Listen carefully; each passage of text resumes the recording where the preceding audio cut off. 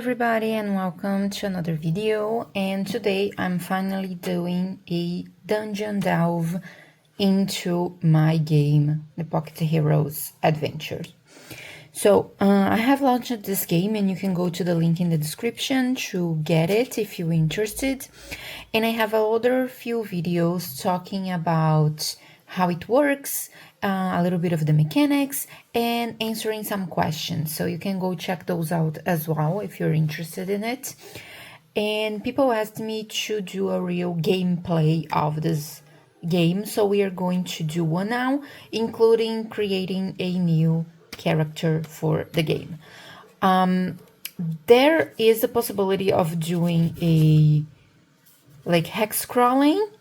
So I have mechanics for creating a map here, and there is the dungeon creation. We are going to do dungeon today because I think it's easier to show more about the game, to show maybe combat and looting and a lot of things from the game with the dungeon than it will be with the map. But it's basically the same thing. The only difference is that here you have a broader area to explore, and here you're inside a dungeon. So we're going to do the dungeon thing today. Okay, let's start by creating our character so that we have one. Okay, so I put here my character sheet, image of it, and I have a grid to create the dungeon, and I'm going to be doing this digitally just because I think it's going to be easier and faster, because I put my the images and the little dungeon tiles in here as templates in this app. And this is the concept apps. It's a Victoria drawing app that I love. Especially because after drawing on it, I can export to SVG. It's Victoria, so I can use it anywhere and resize and not lose quality. So I don't have to worry about dimensioning the paper and stuff like that. So that's why I'm going to do it here, so I don't have to draw from scratch. I already have my tiles, and that can speed it up for us maybe a little bit. So let's start creating our character. Let me go to the character sheet here. Let me get my Apple Pencil and try to get a better angle for you guys. I hope this lighting doesn't interfere a lot with your visibility of things, so that you can see what I'm doing. So yes, get a little bit closer. Okay, so for character creation, we first roll 3d6s for each skill, which are body, mind, and soul. So let's roll those, and then we decide which one is which, and classes and all of those things. I'm going to get here 3d6s and a dice tray so that we can do it. So our first skill is not great, but okay, 8. So we have an 8. I'm going to put these numbers here on the top so I know what they are. Second one, oh nice, so we have a 14. This is very good actually. 14. And the last one is going to be a 9. Okay, not great. Okay, they are not great, but they are not horrible, so I think we are fine.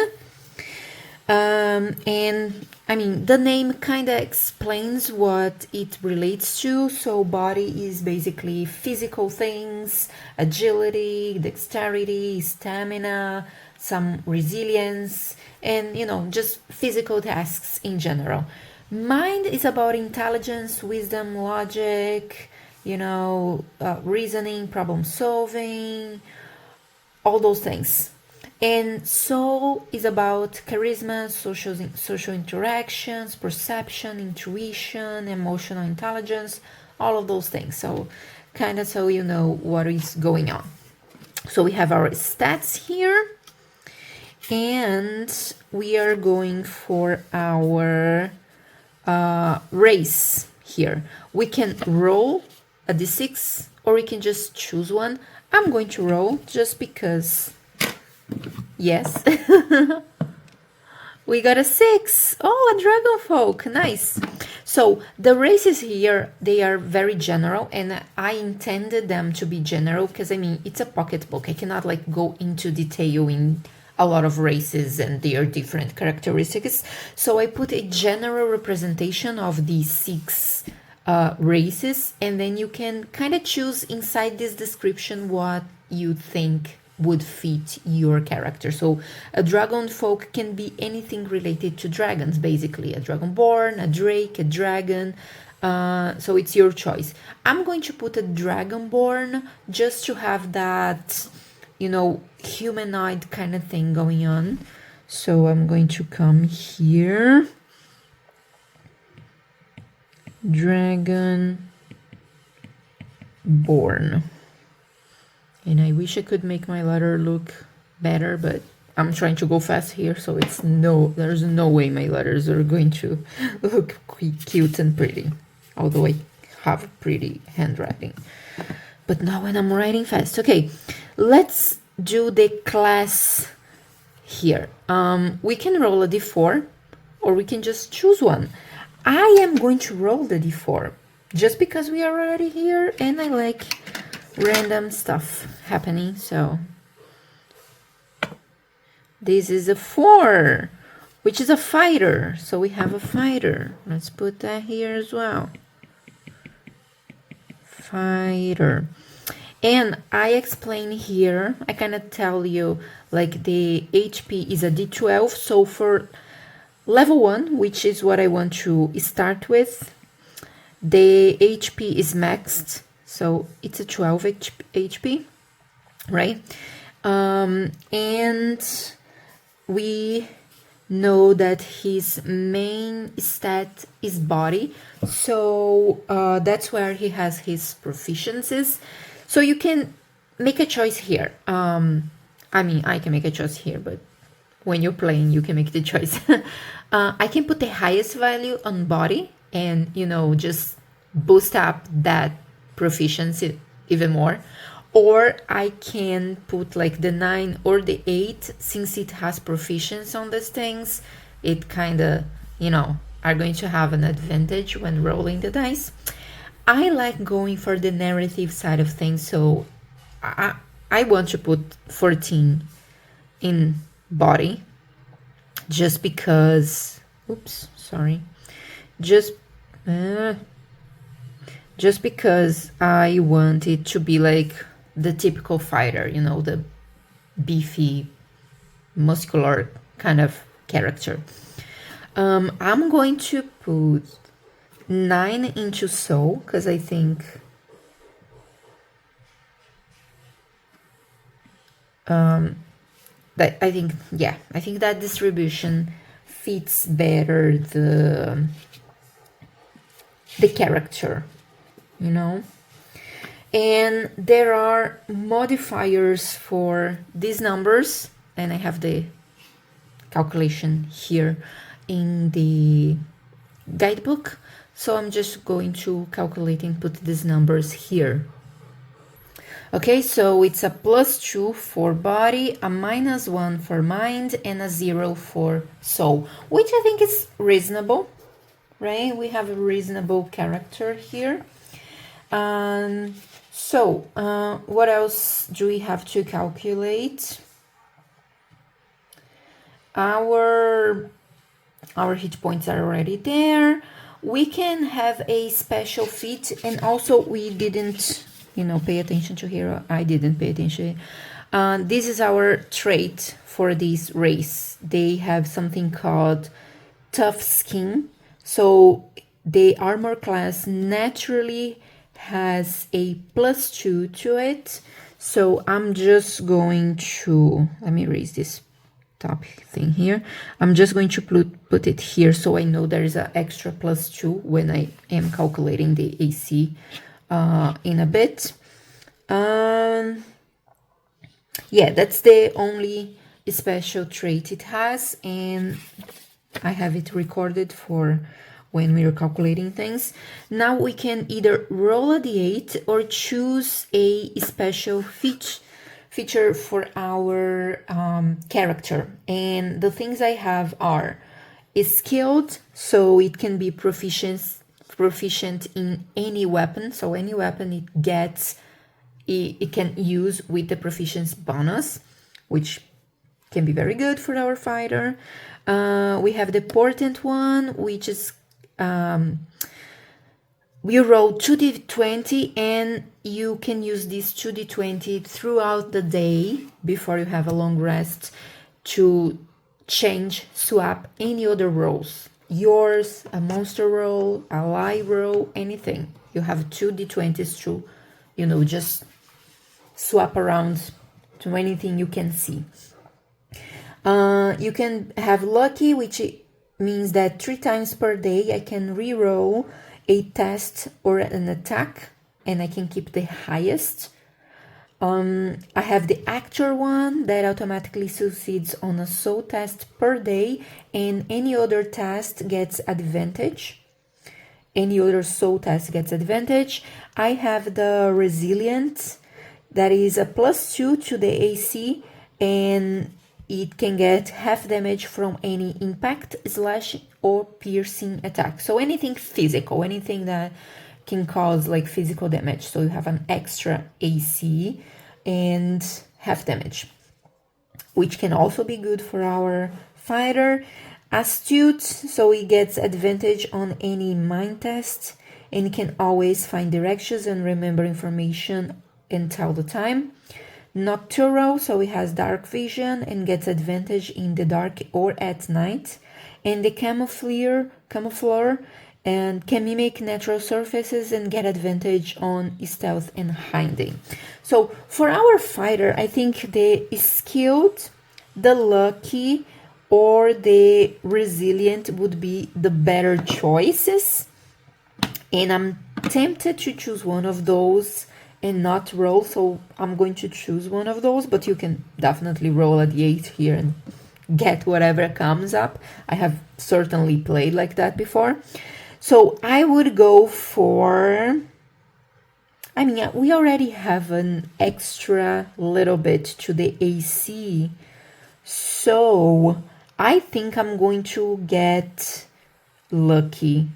Yeah, I think it's better to get lucky, because as a fighter he will already kind of have, he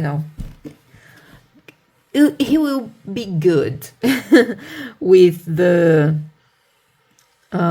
like weapon thing, although there's no mechanics here that says that, but I can eventually give advantage if it makes sense for this character. So I think getting the lucky trait is going to be my best choice here. So he is lucky, and as I said before, lucky means that 3 times per day can re-roll a test or attack. So anything, any test or any attack, and keep the highest. So I would put here like 3 little circles or boxes to mark whenever I use this trait. Great. We can roll 3 d6s and multiply by 10 to get our gold pieces. So let me get my 3 d6s here. Oh, that's awesome. We got an 18, so it's 180 gold. So I'm going to put here 180 GP. So I know that I have those. That was an awesome roll. I'm rolling great. The last time I did this on camera and on the first video I was explaining the game, I rolled so bad. It was really ugly. Okay, so we have 180 gold, so we can buy equipment now. We have a fighter, but it's a dragonborn fighter, so he naturally has a armor to him, like the +2 to AC, but we can, boost it up with some armor here. We can have like a chainmail or a plate mail. We can have shield, and we can have some weapon. And I'm just noticing that I didn't put this little asterisk on the plate mail, because it's supposed to explain that the plate mail makes noise, but the chain mail is the one that has the asterisk. So okay, I can change that later, but for now let's keep moving on. So what do I do here? Chain mail or plate mail? The plate mail gives a +6, but it gives a disadvantage on stealth. And I mean, the chain mail would also give a disadvantage on stealth, in my opinion. So I would put the asterisk on both of them. And I'm going to do that later and, you know, update the material. But I think I'm going to go for the chainmail, because he's already like tough skinned, but I want to give him an armor as well. So I'm going to say that he has a chainmail. And I'm going to add here the disadvantage so I remember. So I'm going to just say disadvantage on stealth. This is not how we write stealth. Calm down. Stealth. Okay, good.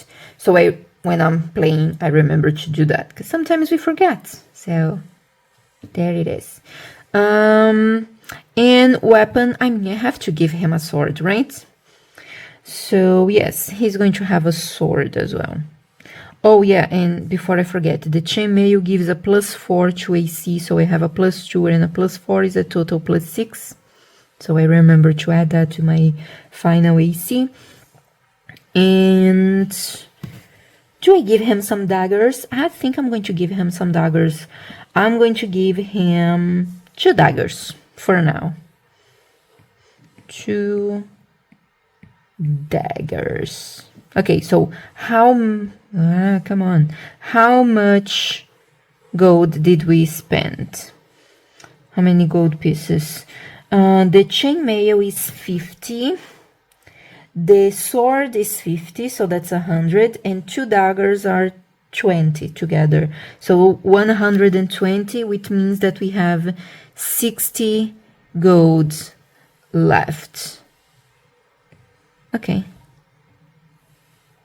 I think that works for us. Okay, so for the for both the sword and the dagger, our attack is a D20 plus the body for weapon attack, and the damage is the level in the damage dice. So the sword is a D12. So if he's level 1, it would be 1d12. If he was level 2, it would be 2d12s, and so on and so forth. And the dagger is a D8, I think. Yes, the D8. Okay. So this is going to be my damage multiplied, kind of multiplied by the level. Not multiplied, but I mean, you know, 1d12, 2d12s, and so on and so forth, depending on what level we are in. Our proficiency that is here is going to be half the level rounded up. So it's just 1. So it's +1 when we want to roll something with proficiency. Let me see what else. Let's calculate the armor class. So it's going to be 10 plus our body modifier plus our bonuses. So it's 10 plus 2 plus 6. So it's 18 our armor class. Oh, come on. Okay. 18 is our armor class. So we have it. Did I forget something? I forgot his name. I have a name generator because, as I said in other videos, I am horrible coming up with names on the go. So that's why I made this. Let me get my D10 here. Found it. Okay, so I can roll 2 D10s for the first name. So I get a 2 and a 5. So it's Eodar. Interesting name. I like it. I love this generator because it's usually really good. Eodar. And same thing for his surname. 1 and 9. So that's Fireleaf. Eodar Fireleaf. Okay, so that's it. We have our character. Now let's create our dungeon and then we can explore the dungeon, right? Right. Or, wait, we didn't roll for trinkets. I love rolling for trinkets. Let's do this, right? 2d6s for our trinkets. I don't know if I roll more than one or just one. I got 1 and 6, which is a porcelain mask. Ooh, this can be interesting. So, Eldar has a porcelain mask. And in a normal game, I would come up with a story for this porcelain mask. Maybe it's a magic item, maybe it's a family item, maybe it's something that he got from a fight, or I don't know, he stole from another dungeon and something like that. I will say, just because I like magic, that it's a magic item, and I have here like some spell creation. I'm going to create one effect for this porcelain mask, and for that I use 2d6s, 1d6 to define like the list I'm going to use, and 1 to define the actual element. So the descriptor is going to be a 6 and a 1. So it's a venomous what? 2. That's a 1. Can you see? It's a 1. Okay, so 1. It's a venomous being. So I'm going to say that the mask is a magic item that blasts a venomous being when he wears it, and at the same time it protects him. So venomous being from the eyes of the mask, you know, something like that. Okay, what's his quest? Why is him like doing whatever he's doing in this dungeon? We can go to the quest generator for that. And I'm trying to like make sure I show like the most I can from the mechanics and rules so that you know what goes on in this game. So let's see. Quest generator, we need d12s all the way for all the things we have to generate. So let's find a verb. We have guard,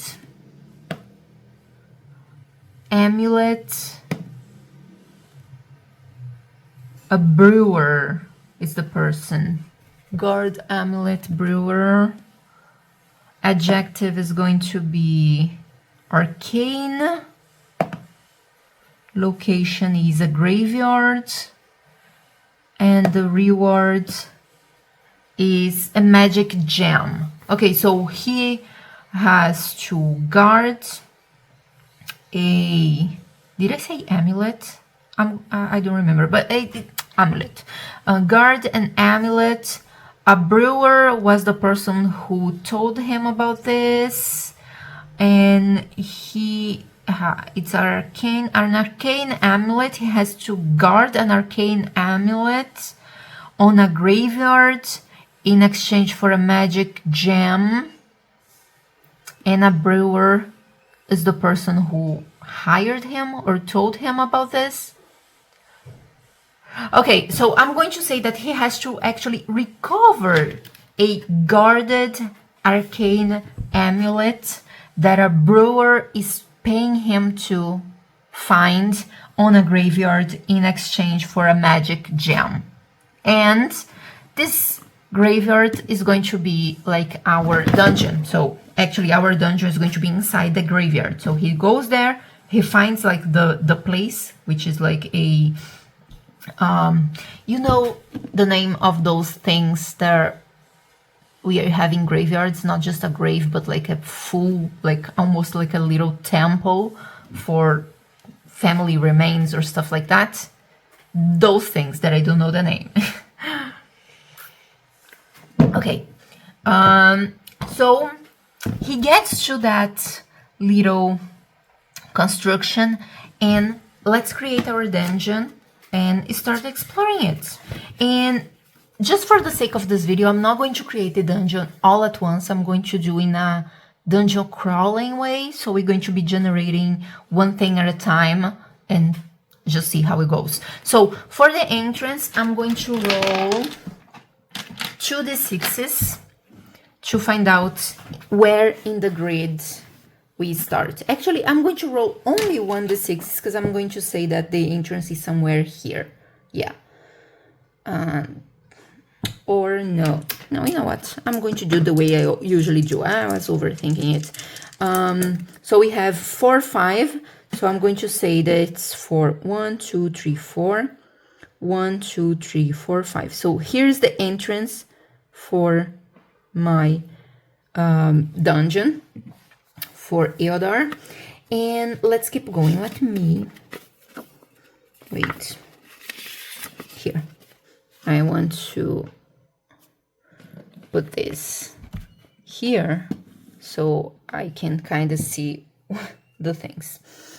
Okay, so our first tile is going to go somewhere adjacent to the entrance, which is this part here. So 5, 5. Here we have 5, 5. This is the possible entry. And we can turn around the tile. So it's this one here. Let me see.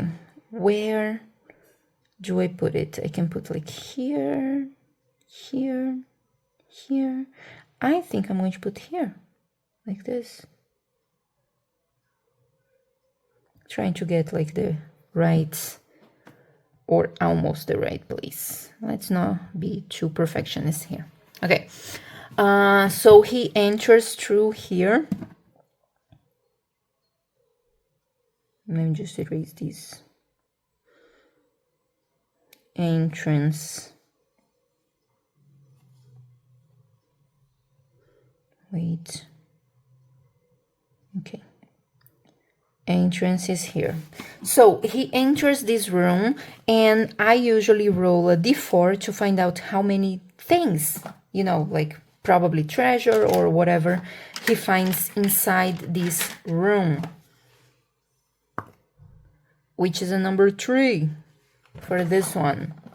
So he finds 3 things, and we can go to the rooms table and roll to see what are these 3 things. Let me just put this here.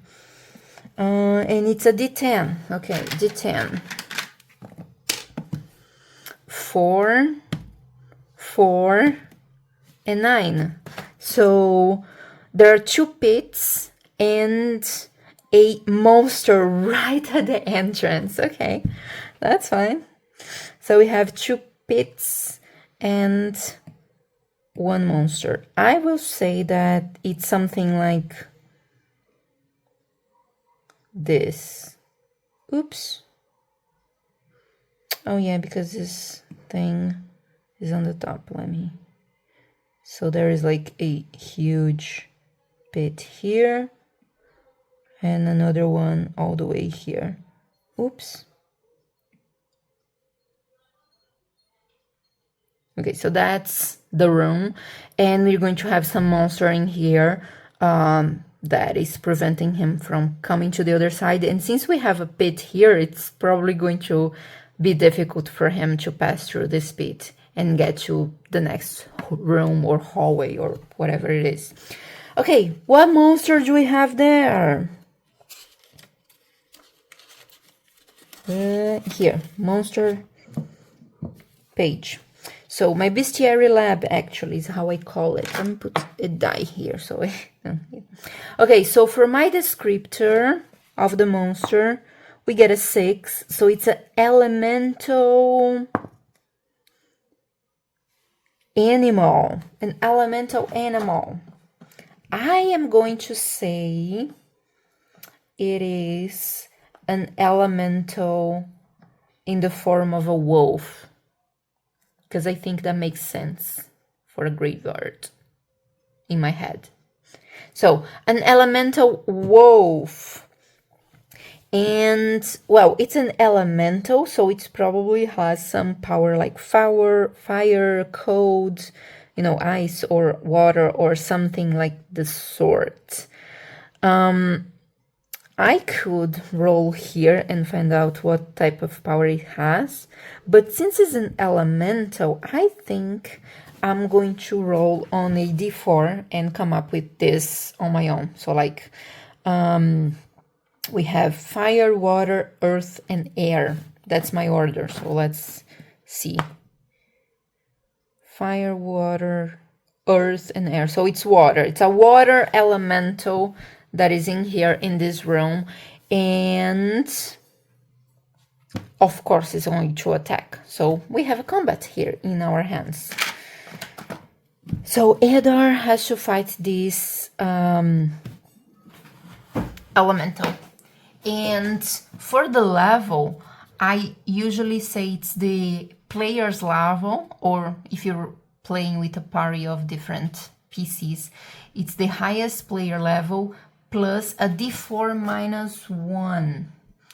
And my d4 is giving me... Okay, so 2 minus 1 is a 1, so his level is level 2. So it's a level 2 monster against our level 1 player, which I think it's okay. Hit point for the animal is a d8, and he has an AC of 11. So let's come here. So I have my, and I hope you guys can see it, an elemental wolf. It's a water elemental in the form of a wolf.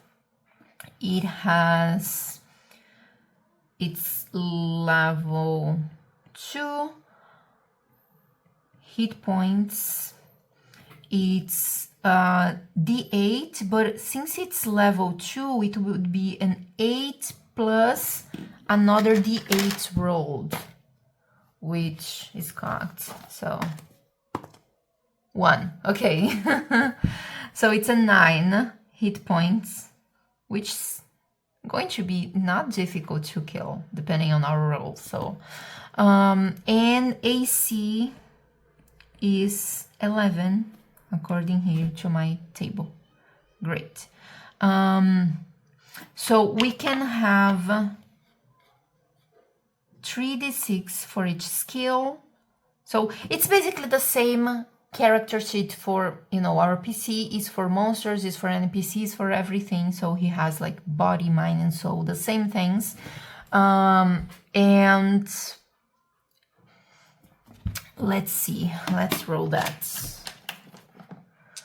And this is only because I'm doing it, you know, on the go, which is how I like to play, but you can do this all beforehand, have your dungeon like fully ready, have your monsters prepared. I'm doing it on the go. I usually do it on the go because I don't like to prepare that much, so I like to just let it flow. So we have here a 7. Okay, remember this number, 7. 10, 11, 7, 11, and 12. 7, 11, and 12. So body, mind and soul. 7, 11, and 12. I'm going to say that mind is going to be a 7. Or no. Mind is going to be an 11. Body is going to be a 12. And soul is going to be a 7. Yeah, I think that makes sense for this monster. And okay, so this is just for attacks. Let's do our modifiers for these monsters. So it's going to be 12 in minus 10, which is 2, divided by 2. It's a plus 1 for this one. This one is a 0, if I'm not mistaken, isn't it? So 11 minus 10 is a 1, divided by 2 is 0.5. So I round down, which is a 0. Yeah. And 7 minus 10 is minus 3, divided by 2 is minus 1.5. Round down, it's minus 1. Okay, so there we go. And what are the attacks that this monster has? It's an elemental. So I'm going to say here we'll probably have like a I mean the breath, but it's not really a breath, it's like, you know, water, like stream force thing. Yeah, I'm going to use the breath one. It's going to be a water breath since it's a water elemental. And you can totally roll on this, roll a d20, but I'm just trying to make it make sense here. So I'm choosing at this point. But I love doing it random, so you can do that as well. So I'm going to say that is a water breath, which is a d12. It's the damage die for that. And I want to give him another one, just one more, you know, like type of attack.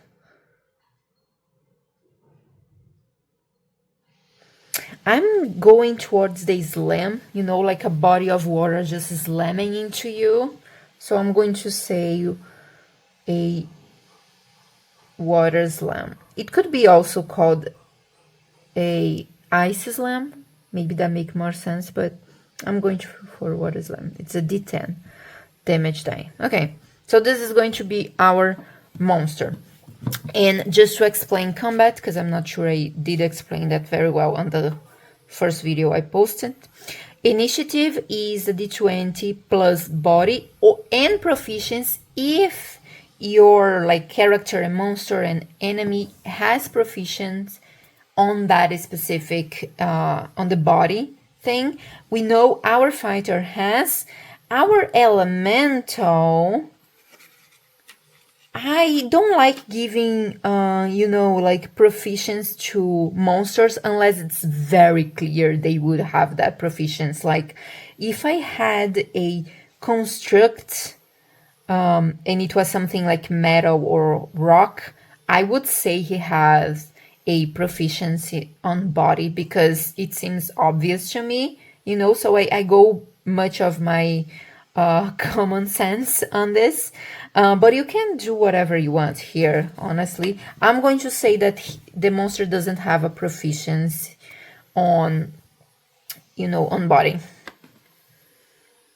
And the distances here, I don't think we're going to use this because we are in the same room, so everything's close, so everything is within range of each other, so I don't worry about that. This is more for like wilderness and things like that.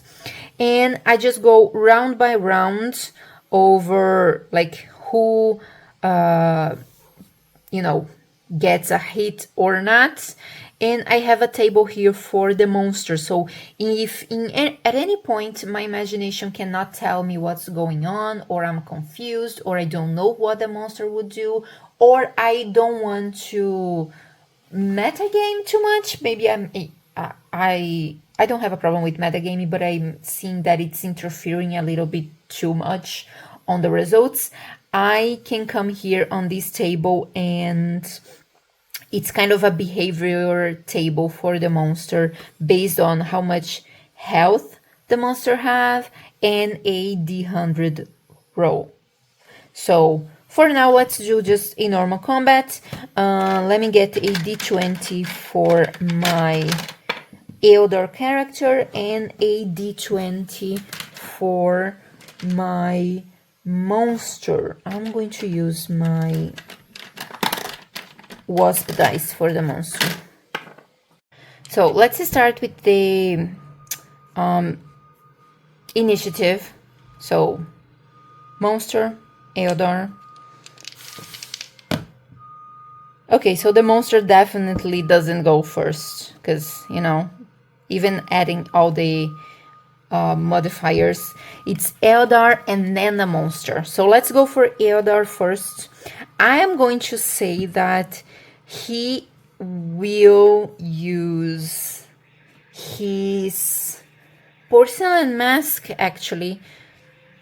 He just puts it on and launches a venomous magical beam. And oh, I didn't define a mechanic for that. So like, what is it to hit? I am going to say it's just the basic, you know, like D20 plus the modifier, like I do on every attack. And since it's a magic thing, I'm going to use mind, which his is -1, so it's going to be -1. No, definitely not. That's a natural one, so he doesn't actually hit the monster. I'm going to say that during the surprise of finding that elemental wolf right in front of him as he enters this chamber here, he gets a little bit frazzled, but he gets the mask a little bit, you know, confused, and he puts it on, but he doesn't manage to actually making it work, so it fails.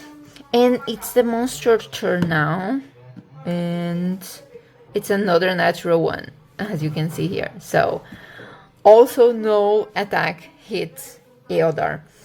I'm going to say that Eldar is now trying to use his sword and launching at the elemental to see what he can do.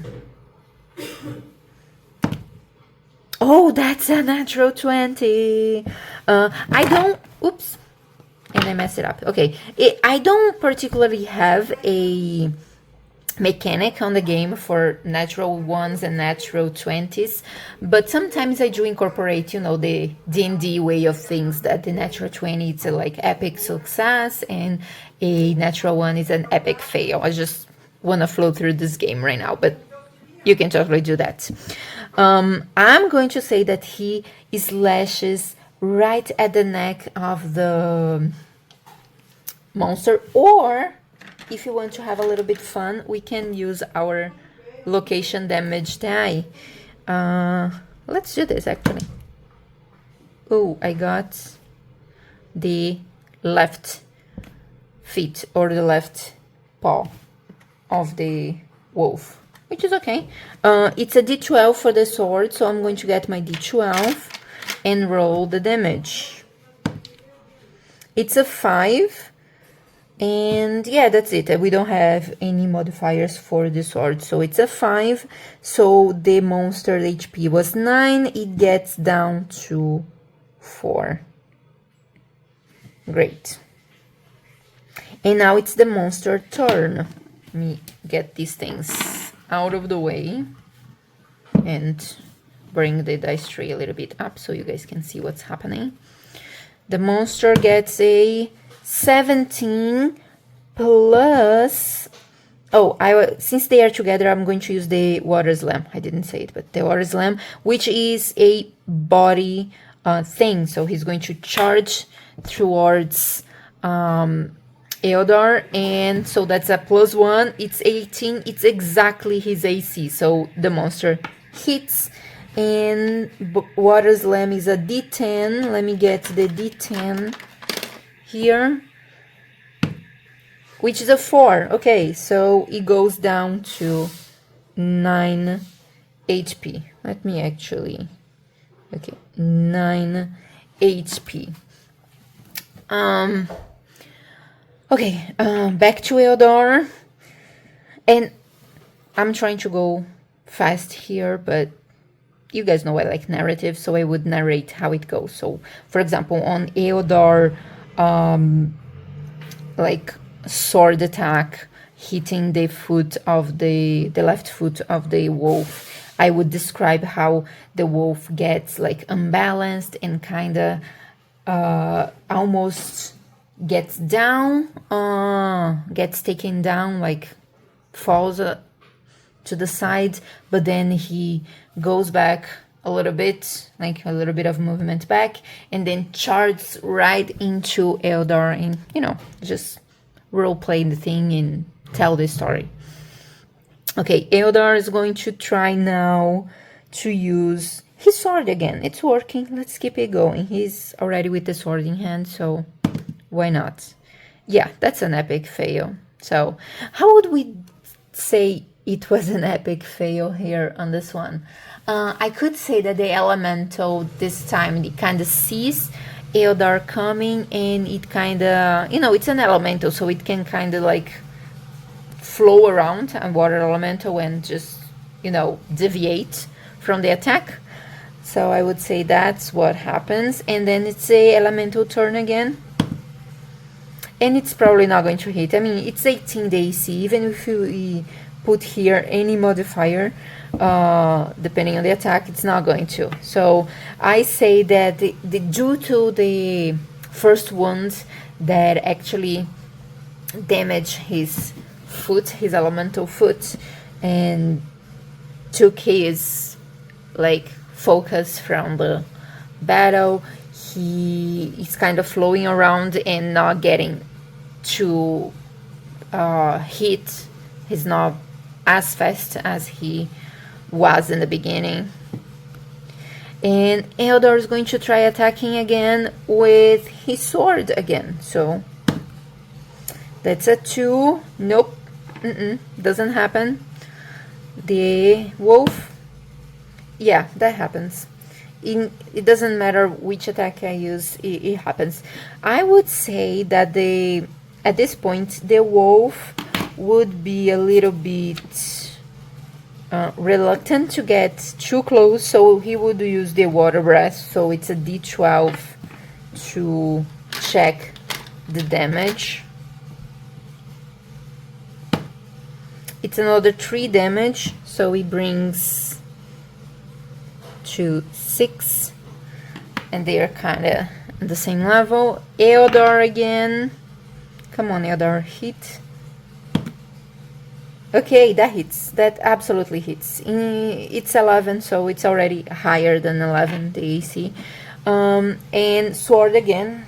As I've been saying, it's already in his hand, so why not use the sword that is already in his hand? So damage is a total damage. So in a final sword attack, he kind of goes through the middle of the wolf and kind of cut it in two, and the water just falls down inactive now.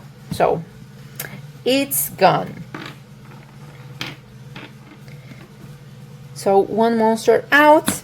He now has to figure out how he can go over this pit here. And it could be a dexterity test to see if he actually jumps over this pit on this side to get to the other room. He might be able to use some item, maybe. He doesn't have any extra items here, so what I'm going to do in this case here, instead of a test, I'm going to ask the oracle, so that we use like a different mechanic here.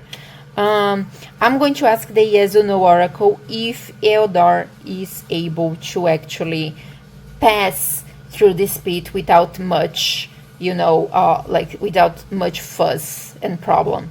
If the oracle says no, I can still try a dexterity test after, but if the oracle says yes, it means like the pit is not that difficult to, like jump over. It's not something that is going to give Eldar too much problem. So let me roll on the oracle. That's a 15. That's a yes. I'm pretty sure that's a yes. Yeah, that is a yes. It's just a clean out yes. So yes, it's not a very deep or wide pit, so he manages to just jump over here and get to the next room. I don't want to have this game drag too long, so I'm going to say that this like graveyard chamber, this is going to be an ending, so I'm going to just put this final thing here. And I do explain this in here that at some point you can just decide that the dungeon is finished and get one of the finishing rooms that don't have any more exits to close up the empty exits and just play with it. So that's what I'm going to do here at this point. I'm going to add this closed one in here. And there we go. We have the second room here. And I can roll again on the rooms table. There we go. It's a D10 roll. Let me get my D10. Oh, I can roll for amounts of stuff, right? Yes, a D4 for how many things are inside the room. That's a 2. So we can roll 2 times. We got an 8 and a 5. So that's a gem worth a D8 times 10 gold pieces. And the 5 is a closed chest. Okay, so that gives us a little bit more to go off of. So I would say that I have a little chest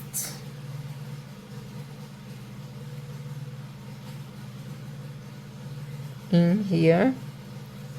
Close the chest. And we have a little gem like in this other part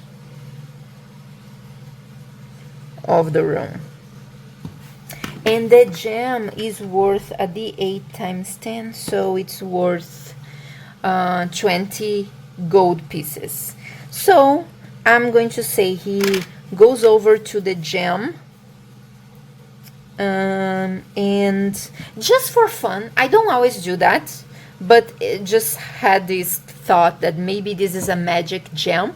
So I can ask the oracle, is this a magic gem, oracle? No. No end.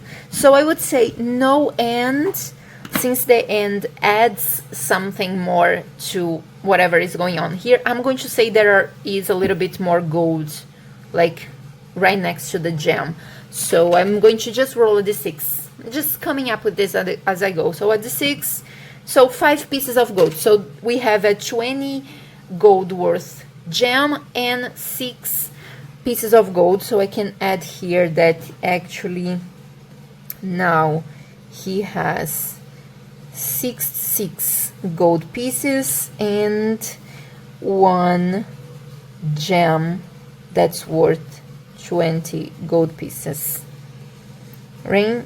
And then we have the chest. So for the chest, there are a lot of things we can do here. You can think about trying to unlock the chest to see what is inside. So that would require some type of test. I would go for either a body test or a intelligence test. I am really inclined to think that opening a chest is more of an intelligence check. So you either try to, make a sense of the mechanism to open it, to unlock it, even if you don't have like proficiency on these things like a What is my characters? Like a thief would probably have, you know. I would give, even though I don't have it explicit here, I would say that thief has advantage or proficiency on that. And I would use intelligence as, you know, mind actually as my like modifier here, just because of this logic. Like, you understand the mechanism, is a skill that you mastered through practice and stuff. I wouldn't use body for that, because to me it doesn't make sense, but you can totally do that and justify why did you use your body you know, proficiency on that. We can make you can verify if there is like some trap or some magical effect in it. For this character, it's a fighter. He doesn't have like real magic in himself. So I would say he wouldn't think about looking for magic. And even if he thought about it, he wouldn't be able to notice it because he doesn't have it, you know? But I think that a fighter would try to open the chest by, like, he would like investigate to see if it's locked or not, and if he could like figure it out how to open it, he would do it. But ultimately he would just lash at it with his sword or try his dagger to, you know, break the lock or something if he doesn't find a way to just, you know, open it like normally or easily. So that's what I think this character would do. So that's what I'm going to do. I'm going to let him do a little bit of an investigation to see if he finds something.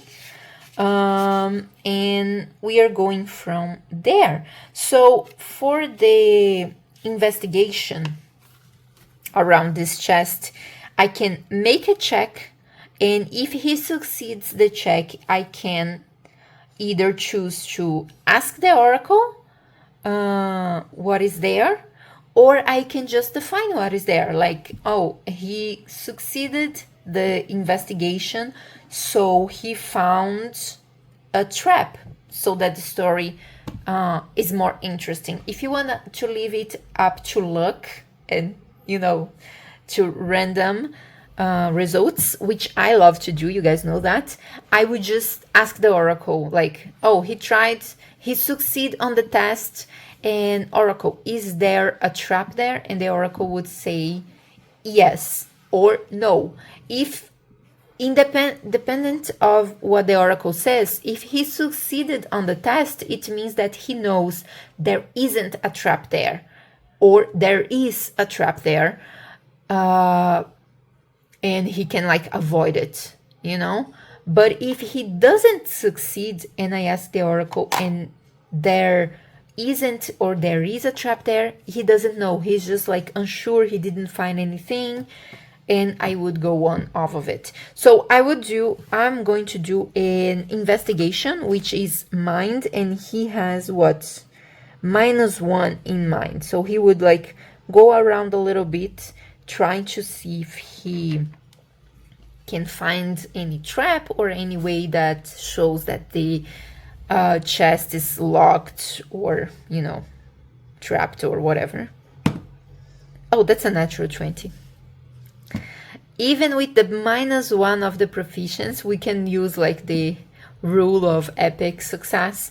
And he, just to say that the story gets a little bit more interesting, since we are doing like this short dungeon, I would say that yes, this is trapped. I could go to the oracle, but I'm going to just say it. Yes, it's trapped. He noticed the trap, so he doesn't want to trigger it. And since it's a natural 20, I'm going to say that he actually knows what trap is there. And to decide what is in there, I'm going to the details table and find out what is in there, what trap is in there. So I need 2 d12s, and I have 2 d12s here. So this is going to be horizontal, this is going to be vertical. So I got a 3 and a 10. So that's 3 down to the 10. We have a little like you know, these pouches that people that wonder have them when they don't have like proper storage. Okay, let's get another one. I got a 1 and a 9. So that's a hand, like cloud hand, I would say. It is. And for 4, I usually go for 3 icons. I have like a little ghost.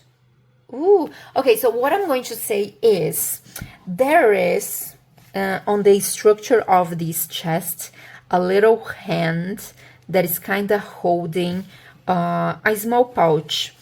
And this hand is kind of connected by some type of mechanism to the lock of the chest.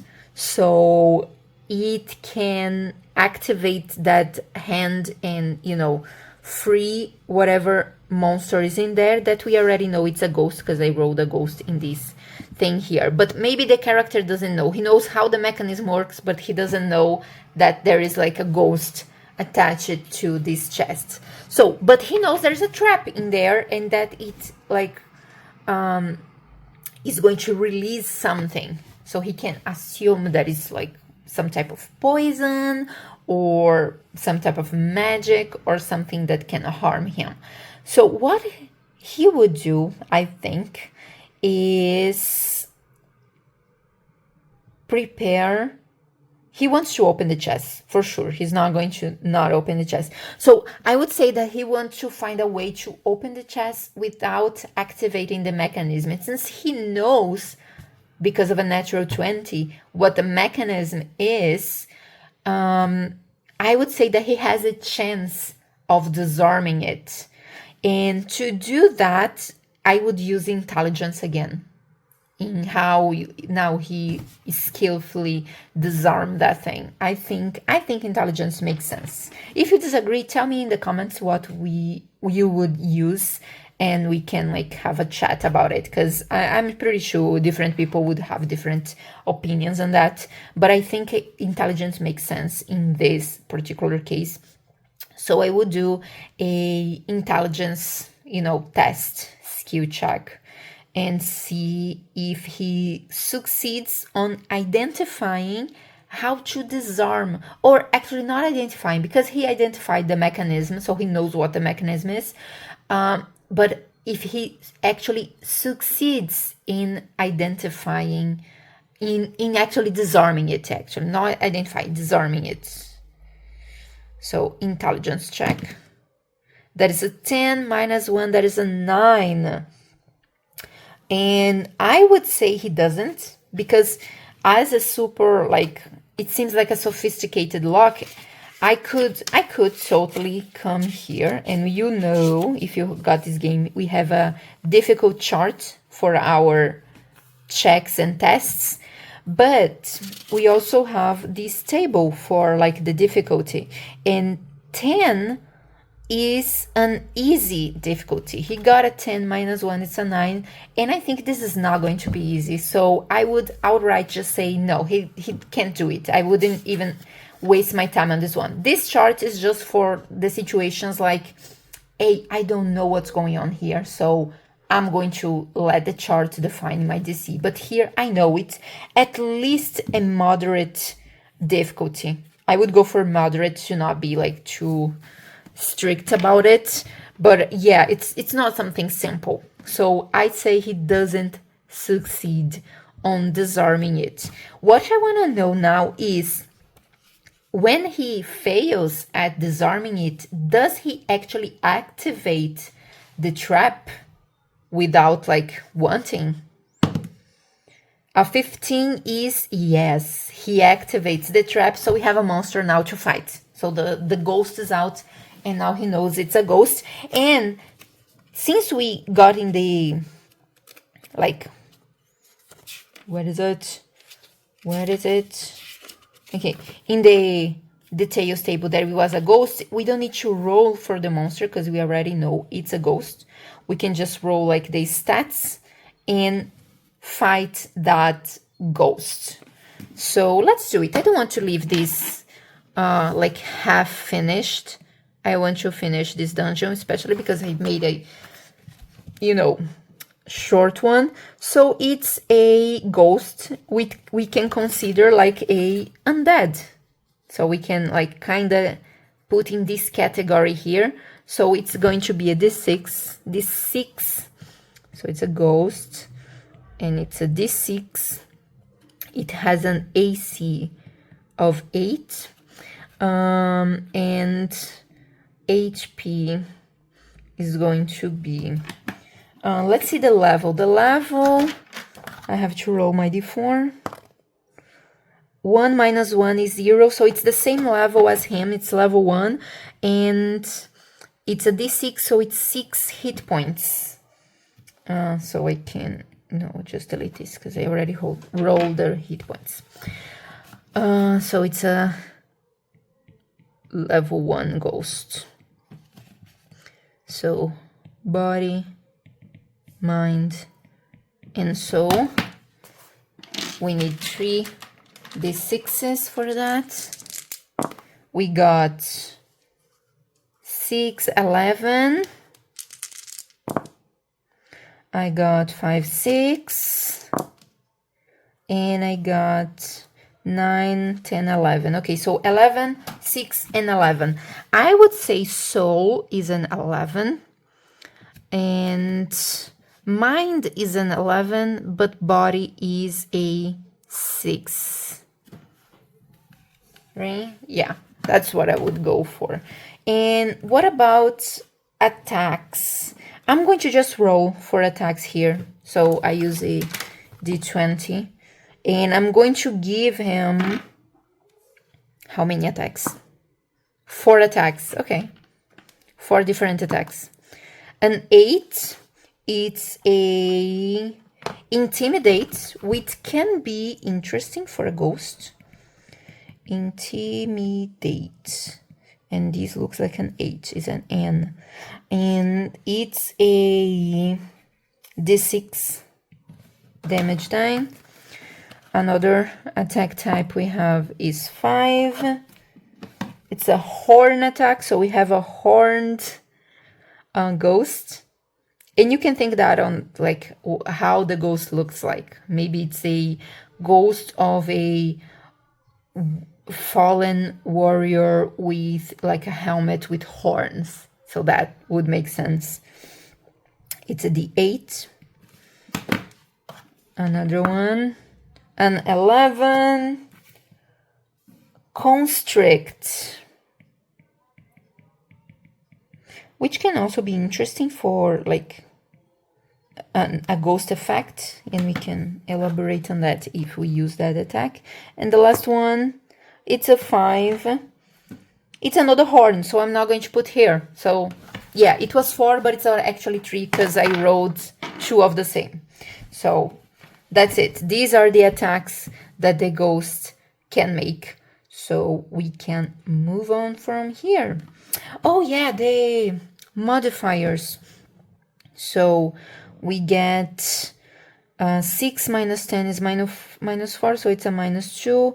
11 minus 10 is a -1, so it's 0, and it hits 0 as well. Okay, good. So initiative. Ghost is this transparent one. Eodar is the black one. So the ghost goes first for sure, right? Maybe not. Maybe not. Let's see. So it's body, which is a +2, so it's a 14 plus proficiency because he's proficient in body. It's a 15, and 17 minus 2 is already 15. So it's kind of tight. I'm going to go for the modifier. Since Eodar has a positive modifier, he goes first. So that's what I'm going to say.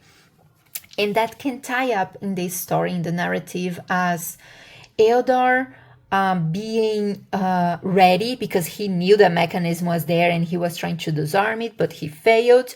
He was ready in case it failed, so he managed to attack first. And I'm going for sword attack. So It's a 14. It's already higher than the AC. So yes, he gets the attack in. So I'm going for my D12 as damage, which is a 6, which is the exact HP of my ghost. So I would say that being ready in case he failed, which was very possible because he was not like proficient on disarming things and traps and locks, he was already prepared for that little pouch to release some type of harm to him. So he was on guard, and once it happened, he just slashed through the ghost and took it down in one swoop. And he looked into the chest, and for all of this, I don't want to ask the oracle if the chest has something in it and just be like, oh no, it doesn't, and be like, what? Why did they do all that for? So I'm going to say there is something in that, for sure. I just want to know what it is. So it can be, in my mind, what's coming up is magic or gold, like treasure or a magic item. That's what's coming up in my mind. So I'm going to ask the oracle if there was treasure in the chest. And if it says no, then I'm going to use the other option. There is a magic item in the chest. Another way to do that is coming into the details table and see what comes up and, just put it in the chest in some interpretation of the icons and roll with it. But I'm going with my idea here. And a lot of times I use oracles like this. It's a yes or no, for sure, but I might have like two options. So I ask about one option, and if it comes out a no, I automatically assume that the other option is a yes. So I don't get like stuck into rolling all of the time in the oracle. So that's a good tip, actually, if you're playing solo and you want to see like what option is more probable. You can still use a yes or no oracle with one of these options, and if it comes up as a no, it means that the other one is the one that is possible. So that's it. So oracle, is there treasure in the chest? Oh yes, and yes, there is treasure in the chest. So I'm going to say there is treasure, and since we have the and, I'm going to say there is also a magic item in there, which can allows us to use more of these tables here. So we have an item, a magic, and a number of uses table here. We can also roll for treasure, and I would use this table here, like to define how many gold pieces are there. A D4, a D6, a D8, a D10, a D12, or a D20. So it's a D6 I need for that. 6, so it's a D20 pieces of gold. So a total of 7 pieces of gold. I usually go for like generating gold, multiplying by 10, like I did here, like D8 times 10, D6 times 10, D4 times 10. So I would do the same to this one. So it would be 7 times 10, which is 70 gold. So I can put this here so I don't forget that he got 70 gold. So that comes up to 136 gold total. And there is a magic item, as the oracle made us believe to, or the answer he gave and I interpreted like that. So let's roll for an item, and it's a D8 for the item. It's a scroll. What type of magic does it have? It's a divination magic. Nice. And can be used one time only. Okay. It's a divination magic which like can be interpreted as predicting or looking into the future or scrying into something. I actually think scrying would tie up better in the story, even though we are finishing this specific story here. But if I would continue with this character, I would say it's a scrying scroll. So at some point that Eldar wants to look into someone or into some situation, he would use that scroll to get insight on what's happening. So I can put here for my notes only, since I'm not going to be continue this game now. He has a... Actually, I'm going to put on spells, even though it's not a spell. A scroll of scrying. It even sounds good. Scroll of scrying. One use.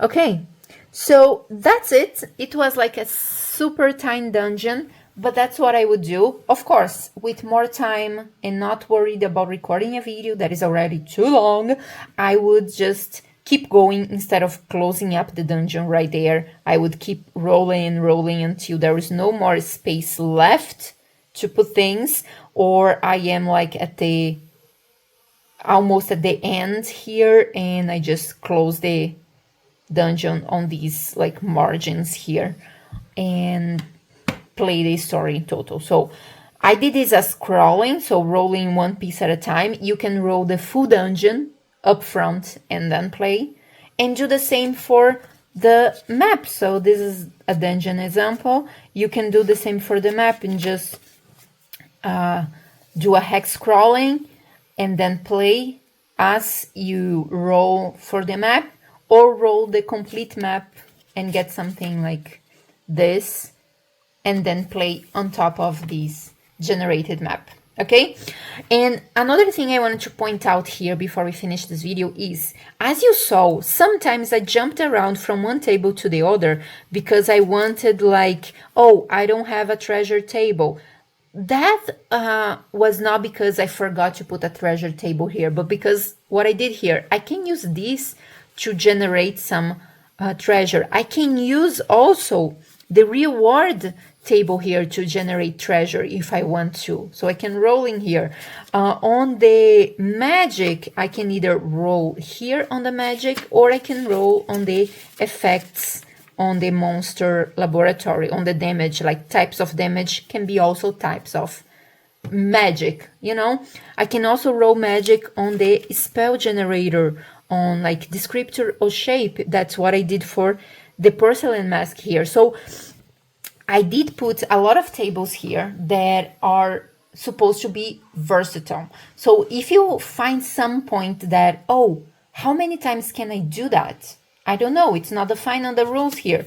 You have a uses table. You can roll to define what die is going to be rolled. So let's say you find a weapon somewhere on the map and it's a magic weapon and you want to define a number of uses per day.